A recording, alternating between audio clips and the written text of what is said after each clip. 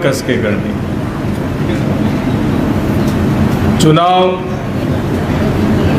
तय हो गया और आपके प्रत्याशी वैभव जी हैं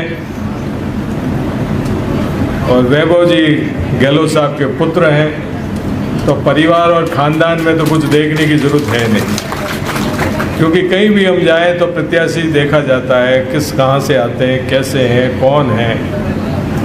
तो गहलोत साहब का परिचय और वो सब देने की आम जनता को अपने स्टेट को क्या पूरे देश को जरूरत नहीं। अभी हम 4 स्टेटों में प्रचार करने गए, वहाँ पे भी देखा कि गहलोत साहब को देख के लोगों में किस तरह का उत्साह आता है। और क्यों नहीं आए?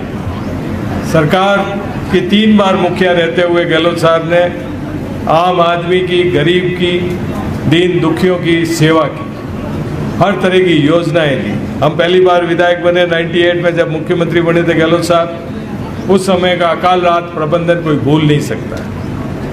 8 से 13 में भी जब आप सरकार रही, और अभी 18 से 23 की सरकार के समय, तो ऐतिहासिक कार्य गहलोत साहब के हाथों से हुए, जो मंच पे बैठे हुए सभी नेताओं ने आपको गिनाए। मैं बार बार रिपीट करूं तो उचित नहीं है आप, क्योंकि गहलोत साहब को सुनना चाहते हैं और उनसे सम्मुख होने आए हैं। मैं तो 1-2 चीज़ें ही कहना चाहूँगा कि भारतीय जनता पार्टी की चुनाव की जो रणनीति है और इनके जितने कैंडिडेट हैं, जैसे मेरे से पहले सभी ने बताया है, वो लोग कहते हैं कि भाई स्थानीय कैंडिडेट को मत देखो। जो 550 बीजेपी के कैंडिडेट खड़े होंगे उनकी तरफ मत देखो, खाली फूल के निशान और मोदी जी के नाम को देखो। और पिछले चुनाव में हमने देखा भी है, स्टेज पे मोदी जी जब भाषण दे रहे होते हैं, कैंडिडेट को खड़ा कर देते हैं और सामने मोदी की फोटो या फूल की फोटो लेके खड़े कर देते हैं। अब मेरी तो एक ही कहना है कि चुनाव इस प्रजातंत्र में फिर MP MLA के चुनाव होते क्यों है? सीधा राष्ट्रपति के जैसे चुनाव हुए। ये चुनाव इसीलिए होते हैं कि आपका जनप्रतिनिधि जीत के जाए, जयपुर जाए या दिल्ली जाए, वहाँ जाके आपकी पैरवी करे, आपकी बात को वहाँ उठाए, आपकी बात को मजबूती से, क्षेत्र की समस्याओं को वहाँ उठाए और वो काम कराए। आज 20 साल से हम देख रहे हैं जालोर सिरोही में, क्योंकि हमें तो ज़्यादा तकलीफ इसलिए होती है कि हमने इस क्षेत्र से देश का गृह मंत्री भेजा हुआ है और हमने वो ठाठ देखे हुए हैं, इसलिए हमें ज़्यादा तकलीफ होती है कि हमारे काम तो बैठे बैठे होते थे। बूटा मेल जैसी ट्रेनें चल पड़ी थी, और इस वजह से हमें तुलना करनी पड़ती है और करनी भी चाहिए। सुशीला जी बनी और उसके बाद देवजी पटेल भाई 3 बार बन गए, और उन 550 MP और 250 राज्यसभा के 800 MP में अगर आपका कैंडिडेट जीत के जाके अपनी बात मजबूती से नहीं रखता है, तो फिर वो एक क्षेत्र के साथ धोखा होता है, और वो हो रहा है हमारे साथ। खाली मोदी जी के नाम पे हाथ खड़ा करने के लिए हमें भेजना है, तो विचार जनता को करना है।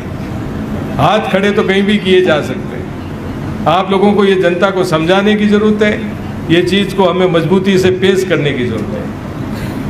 गहलोत साहब 1980 में लोकसभा के सदस्य बने थे जोधपुर से, और पूरा मारवाड़ जानता है कि दिल्ली पहुंच के जिस तरह से इन्होंने दिल्ली में आवाज़ उठाई, ट्रेनों की बात की, मारवाड़ के विकास की बात की, वो कोई भूल नहीं सकता है। तो जनप्रतिनिधि का काम बड़ा मजबूती का काम होता है।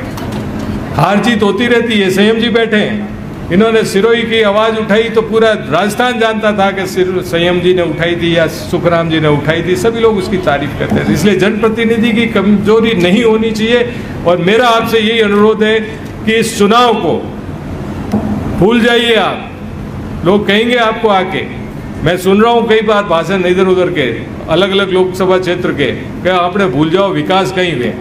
अरे विकास क्या हुए भूल जाओ, देश को देखो, विकास वगैरह तो होते रहेंगे। एक जोधपुर के सांसद का मैंने अभी भाषण सुना कि हमें देश का देखना है, हमें विकास और बाकी सारी भूल जानी है। तो फिर आपकी मर्जी है भाई, ये जनता को सोचने की जरूरत है। मैं तो इतना ही कहना चाहूँगा कि गहलोत साहब ने, वैसे तो पूरा राजस्थान इनका परिवार है, जोधपुर से खुद चुनाव जीतते हैं, जोधपुर इनका घर है, पर जालोर को भी इन्होंने अपना घर माना है हरदम। कभी भी जालोर के साथ कभी कोई कमी नहीं रखी है, और जालोर का नाम आते ही इनके मुंह पे एक उत्साह आता है, मन भर आता है। तो जालोर वासियों को भी उसी मजबूती से इनके हाथ मजबूत करने हैं। और आप एक बार 26 तारीख को बटन दबा के वैभव जी को जीता के भेजो, फिर वैभव जी की और गहलोत साहब की और हम सब की जिम्मेवारी है कि जालोर सिरोही के जो भी रुके हुए काम है, जालोर की आवाज़ पूरे देश में गूंजेगी। इतना ही मैं तो कहना चाहूँगा। आप सभी से अंत में इतना ही अनुरोध करूँगा, चुनाव के समय कई बातें होती है, पार्टी के कार्यकर्ताओं को एक साथ मिलजुल के पुरानी बातें भूल कर अगर संगठित होकर अपन चुनाव लड़ेंगे तो कार्यकर्ता मजबूत बने।